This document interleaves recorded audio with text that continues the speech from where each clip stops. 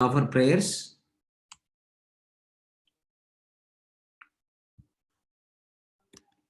Om Ajnanatirmirandasya Jnananjana Shalakaya Chakshur Unmilitam Yena Tasmai Shri Guruve Namaha Shri Chaitanya Manobishtam Stapitam Yena Bhutale Swayam Rupa Kadamayam Tadati Swapadantikam Vandeham Shri Guru Shri Yuta Padakamalam Shri Gurun Vaishnavamscha Shri Rupam Shagra Jatam Sakagana Raghunathanvitam Tam Sajivam Sadvaidam Savadutam Parijana Sagitam Krishna Chaitanya Devam Shri Radha Krishna Padan Sakagana Lalita Shri Vishakanvitam Scha He Krishna Karuna Sindhu Dinabandhu Jagatpate Gopesha Gopika Kanta Radha Kanta Namostute Tapta Kanchana Gaurangi Radhe Vrindavaneshwari Vrishabhanu Sute Devi Pranamami Haripriye Vancha Kalpatarubhyascha Kripa Sindhubhye Evacha Patitanam Pavanebhyo Vaishnavebhyo Namo Namaha Jai Shri Krishna Chaitanya Prabhu Nityananda Shri Advaita Gadadhara Shivasadi Gaura Bhakta Vrinda Hare Krishna Krishna Krishna Hare Hare Hare Rama Rama Rama Hare Hare Hare Krishna. Welcome to our weekly study of Bhagavad Gita. So today is an auspicious day. Today is Ekadashi. Specifically today is Padmini Ekadashi. And we are starting on the first chapter of Bhagavad Gita today. So this first chapter of Bhagavad Gita, right, contains this introduction. Basically, it contains two sections, verses 1.1 to 1.27 is the introduction, the preparations for war. And then the second section, verses 28 to 46, is Arjuna's doubts and the reasons for him not to fight the war. So in this verses 28 to 46, Arjuna gives 4 reasons for not fighting the war. So we will start with the section A. Again, the section A contains 3 subdivisions. Verses 1 to 13, right, is again the introduction, and then verses 14 to 19 is basically the signs of victory for Pandavas, and then verses 20 to 27 is again the Arjuna's request to drive the chariot to the middle of the battlefield so that he can observe who had come to fight against him. This first chapter again is named as, in Sanskrit, Arjuna Vishada Yoga. Vishada means like despondency, or you can one way you can say it's dilemma. And then Arjuna's doubt or Arjuna's despondency, how it can be called as yoga, because even though Arjuna was not able to make decision, him being in a great personality, he understood that when he is in doubt, he has to surrender to an authority to get proper direction. So here he immediately, when he is not able to make a decision whether to fight or not to fight the war, he surrenders to Krishna. Even though Arjuna's lamentation of not able to make a decision in fighting this war, ultimately it led to surrender to Krishna. Because of that, this chapter is also yoga. Yoga means to link our consciousness to Krishna's consciousness. Because Arjuna's lamentation ultimately leads to surrender to Krishna, this chapter is also called yoga. Arjuna Vishada Yoga. That's the name. So Prabhupada calls us observing the armies on the battlefield of Kurukshetra. As I said, verses 1 to 13 is basically It's the introduction or the preparations for war. In that specifically, Sanjaya informed Dhritarashtra of Duryodhana's, diplomacy. Actually, in the first verse, Dhritarashtra requests Arjuna, Sanjaya to describe what is going on the battlefield. He asked the question, what's going on? My son and Pandava's son being ready to fight, assembled on the Dharma Kshetra, which is Kurukshetra. What did they do? Like that, he asked the question. And then Sanjaya replies to that on what he observes in the battlefield. So in the beginning, he talks about how Duryodhana, him being very diplomatic, approached, Bhishma and Drona on asking them to, fight for him. And then after that, diplomacy, right? Because Bhishma, him knowing, Duryodhana's intent, so to silence him, he actually blows the conch.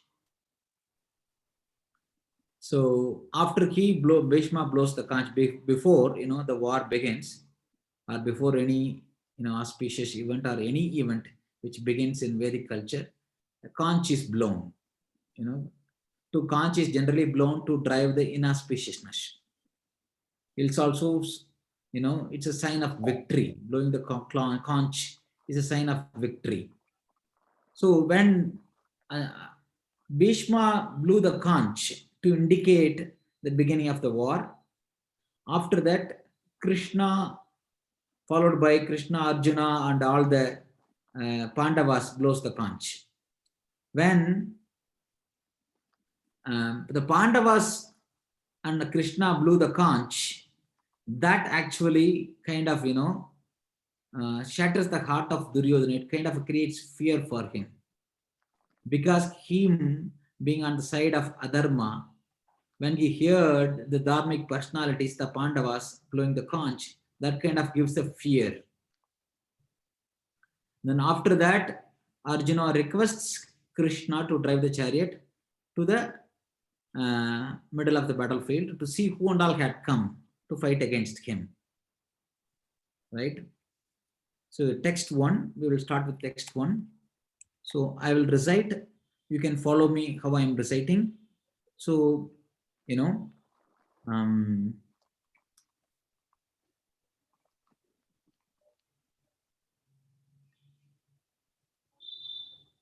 so 1 second, I'll open the Bhagavad Gita as it is book also.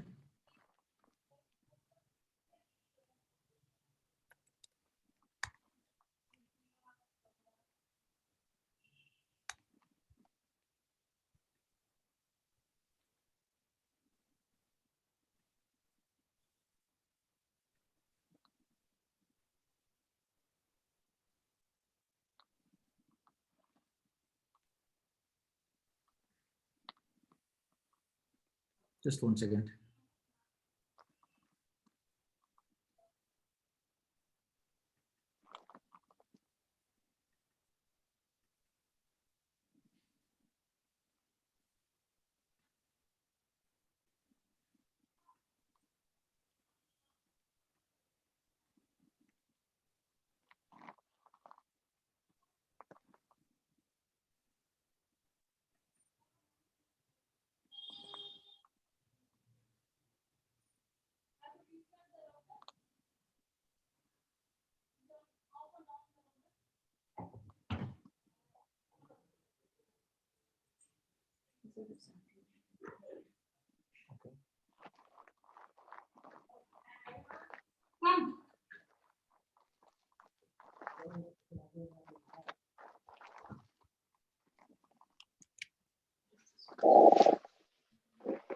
One second.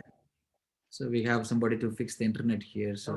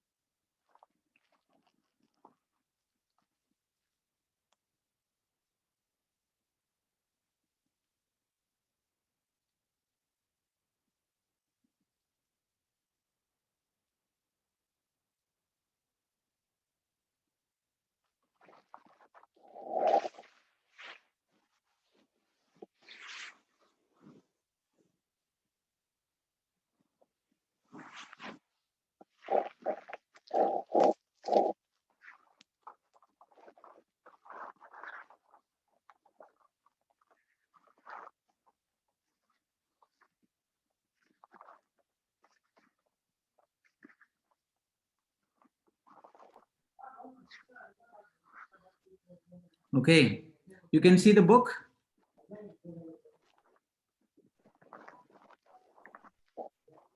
I have here. You're able to see the book?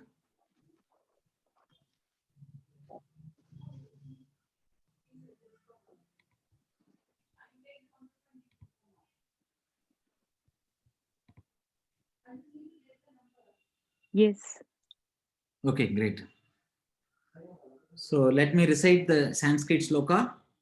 So, and then after that, we'll see the word by word meaning and then translation and purport. Dhritarashtra uvacha dharmakshetre kurukshetre samaveta yutsavaha mamaka pandavaschaiva kim akurvata sanjaya. So, word by word meaning.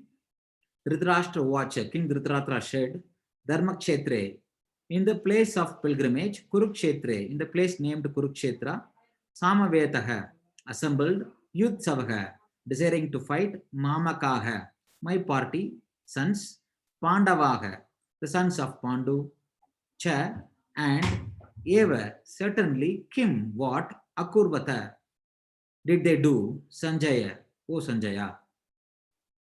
Translation and purport by His Divine Grace, A.C. Bhaktivinoda Swami Srila Prabhupada. Prabhupada ki jai. Dhritarashtra watch here. Dhritarashtra said, "O Sanjaya, after my sons and the sons of Pandu assembled in the place of pilgrimage at Kurukshetra, desiring to fight, what did they do?" Purport. Bhagavad Gita is widely read theistic science, summarized in Gita Mahatmya, glorification of the Gita. There it says that one should read Bhagavad Gita very scrutinizingly with the help of a person who is a devotee of Sri Krishna and try to understand it without personally motivated interpretations. The example of clear understanding is there in the Bhagavad Gita itself. In the way the teaching is understood by Arjuna, who heard Gita directly from the Lord. If someone is if someone is fortunate enough to understand Bhagavad Gita in that line of disciplic succession without motivated interpretation, then he surpasses all study of Vedic wisdom and all scriptures of the world.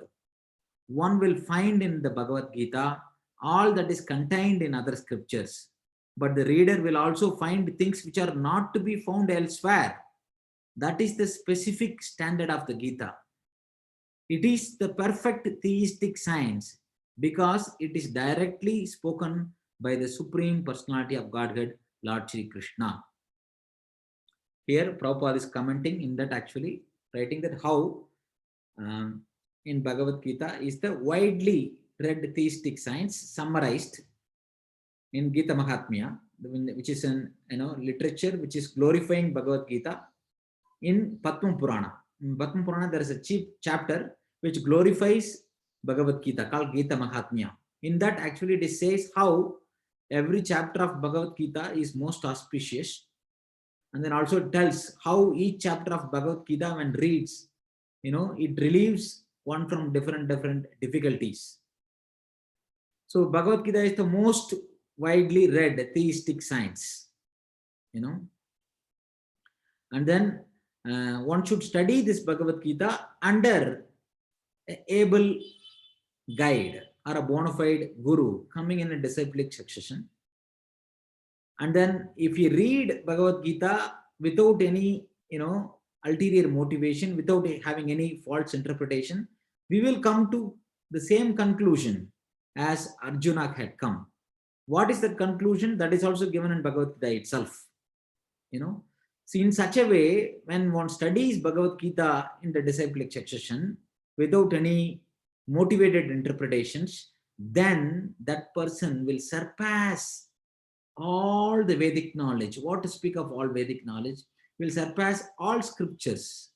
He will come to know the conclusion of all the scriptures. So conclusion of all the Vedas. He will be able to come. He will be able to understand that.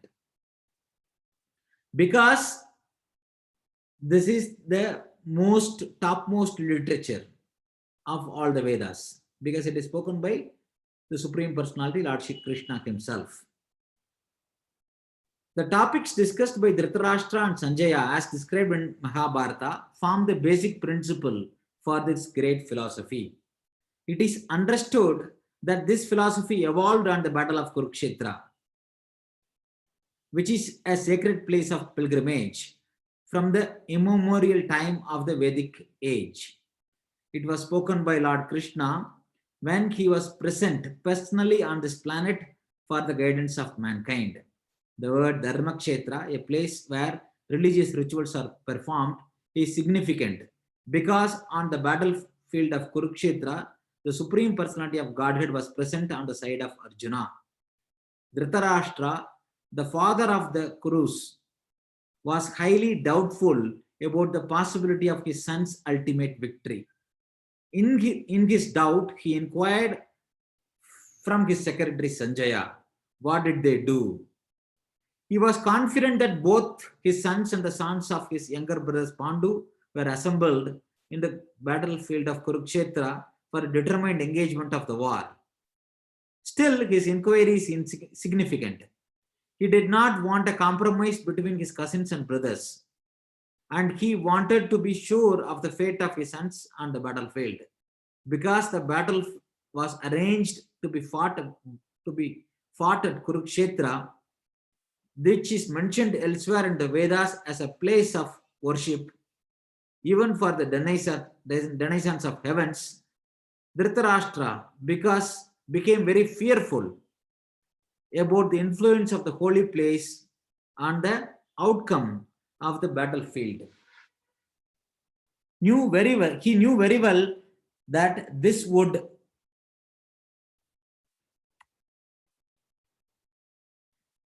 influence Arjuna and the sons of Pandu favorably, because by nature they were all virtuous.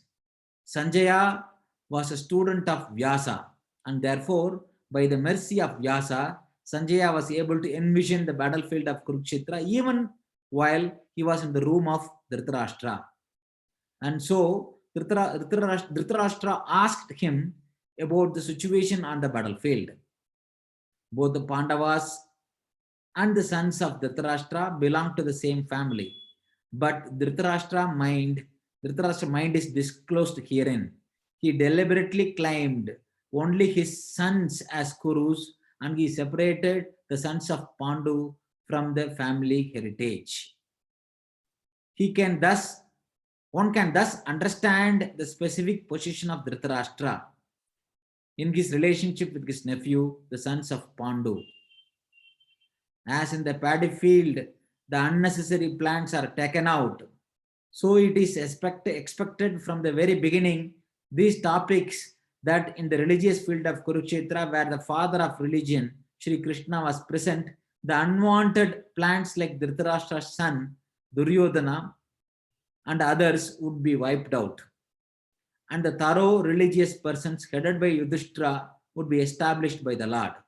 This is the significance of the words Dharmakshetre and Kurukshetre, apart from their historical and Vedic importance.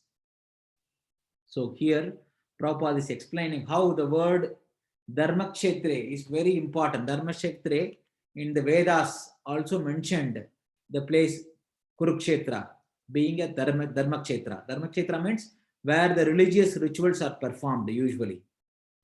So here the Pandavas and the Kauravas assembled to fight against each other. The Pandavas standing on the side of Dharma, whereas the Kauravas was there to fight so that they can keep the kingdom which is rightfully belongs to the Pandavas. So from that sense, they are actually standing on the side of Adharma. So here, Prabhupada is telling the significance of the word Dharmakshetra here also indicates that because here the father of the religion, Lord Shri Krishna, is present here, because this war is supposed to happen in front of Krishna himself, it's happening in front of Krishna. So here the unwanted, how in a paddy field, all the unwanted plants will be unwanted weeds will be removed by a farmer. Similarly, here, Krishna being the father of religion, he is going to remove the sons of Dhritarashtra from the earth because they are actually a burden on the earth. So if you know, go a little bit back in the history of Bhagavad Gita. Actually, if you go a little bit back in Mahabharata, we know that Lord Krishna descended in this world on the request of Mother Earth. It is mentioned in the Mahabharata that when all the Adharmic kings, when they're all, occupying these kingdoms in an illegal way, and they were ruling the kingdoms in an adharmic way, their sins, Mother Earth, were not able to bear. That became a burden on Mother Earth. The weight of all the sinful people had become unburdened for Mother Earth. So hence Mother Earth took the form of a cow, went to Lord Brahma, saying that I am not able to bear the sins, the load of the sins of all these adharmic people on earth. Please give me a solution to reduce this load on me. So Brahmaji, when he heard the request of Mother Earth in the form of a cow, then he was not able to come up with a plan. So he immediately went to Lord Shiva, and then headed by Lord Shiva and Brahma, all the devatas, along with all the devatas, including Mother Cow, Mother Earth, they all went to Kshirasagaram, the milk ocean. So in this creation, in this universe itself, there is a place called milk ocean, Kshirasagaram. So that's where Paramatma, Kshirodakashayi Vishnu resides. That is the abode of Kshirodakashayi Vishnu. When they all reached on the shore of the milk ocean, so all the devatas, the demigods, they offered prayers. Which prayers they invoked? In the Vedas, right, the prayers is mentioned, right, called Purusha Shukta prayers. Whenever the devatas wanted to, get the advice or guidance on any matter from Lord Vishnu, they sing this prayer. It's called Purusha Shukta prayers, which glorifies Lord Vishnu. When they sang all the prayers, all the devatas sang this Purusha Shukta prayers, being pleased by that prayer, Lord Vishnu, instructed in the heart of Brahma, saying that request all the devatas to take birth in the various, families of the kings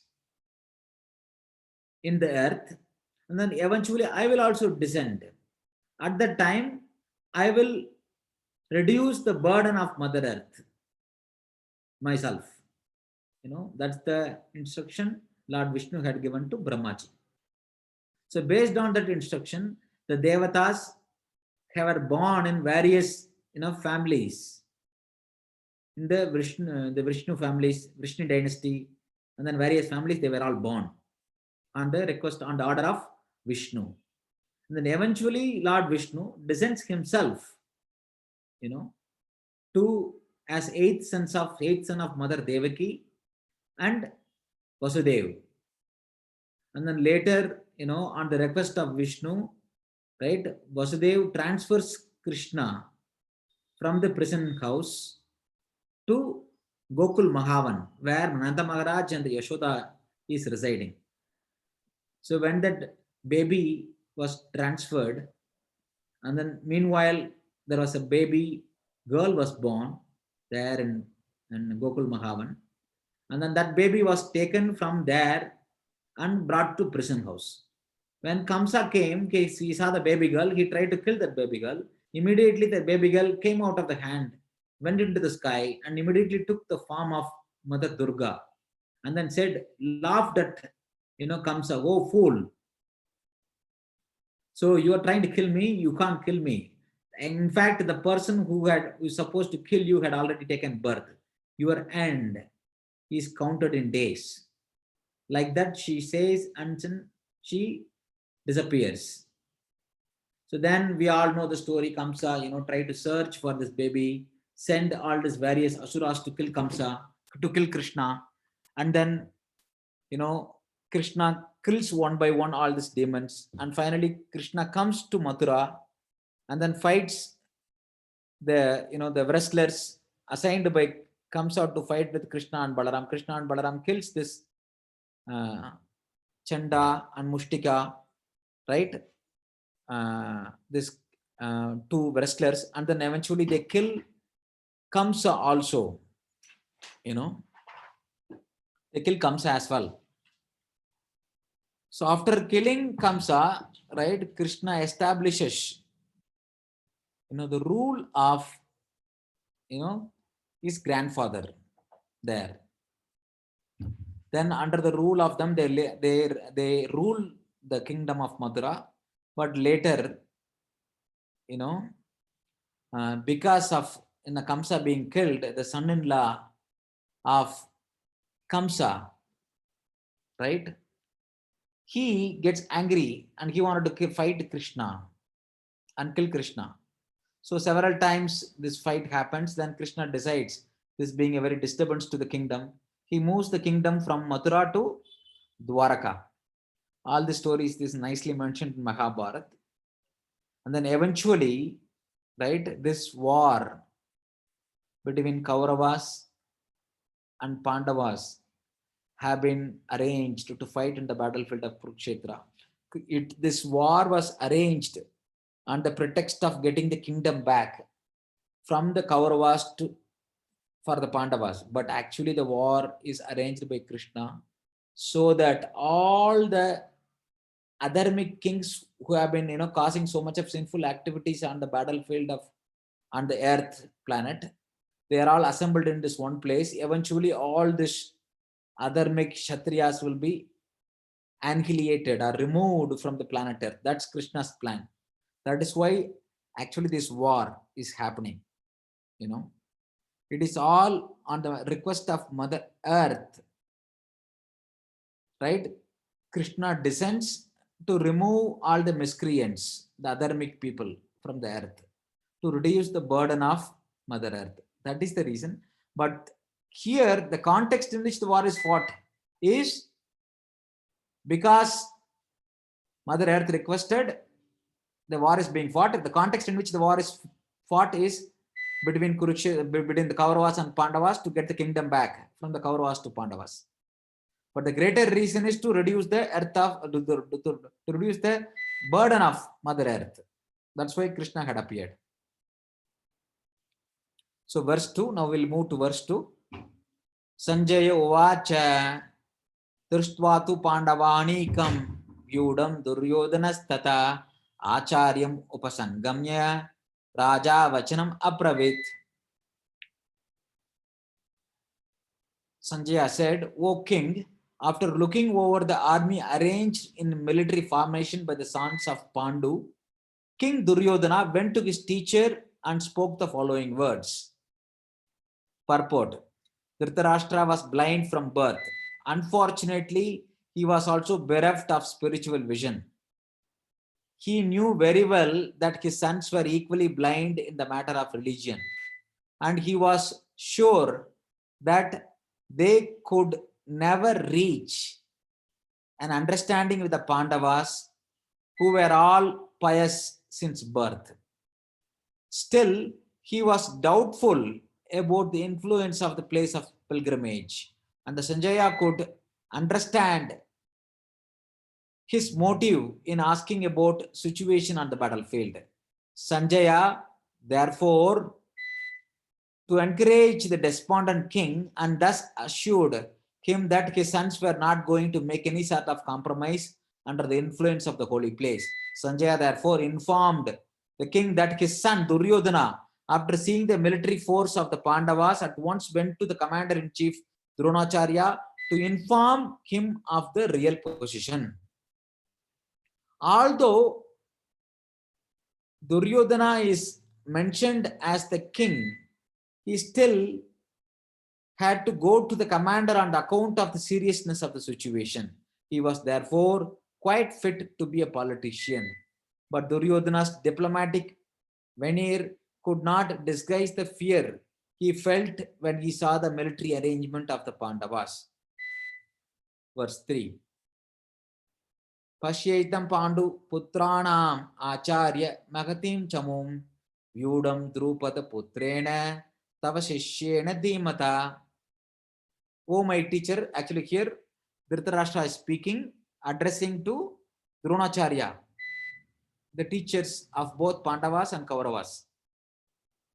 Oh, my teacher, behold the great army of the sons of Pandu, so expertly arranged by your intelligent disciple, the son of Drupada. Purport. Duryodhana, a great diplomat, wanted to point out the defects of Dronacharya, the great Brahmana commander-in-chief. Dronacharya had some political quarrel with King Drupada, the father of Draupadi, who was Arjuna's wife. As a result of this quarrel, Drupada performed a great sacrifice by which he received the benediction of having a son who would be able to kill Dronacharya. Dronacharya knew this perfectly well, and yet as a liberal Brahmana, he did not hesitate to impart all the military secrets when the son of Drupada, Drishtadimna, was entrusted to him for military education. Now, on the battlefield of Kurukshetra, Drishtadimna took the side of the Pandavas, and it was he who arranged for their military phalanx. After Hare Krishna, so I think my power had gone. The generator is not coming back. The internet being connected to my, the UPS, it's going to go down, I think. So we might get disconnected anytime. In case if you get disconnected, if power doesn't come back, I think probably we will continue next week, I think, because I'm not sure whether power is going to come back, because the generator is also down, and then my UPS is going to go down after some time, it looks like. That's why it's beeping. Then, yeah, if that is the case, you may want to continue next week, Swamiji. Yeah, that's what we will do, Mataji. I think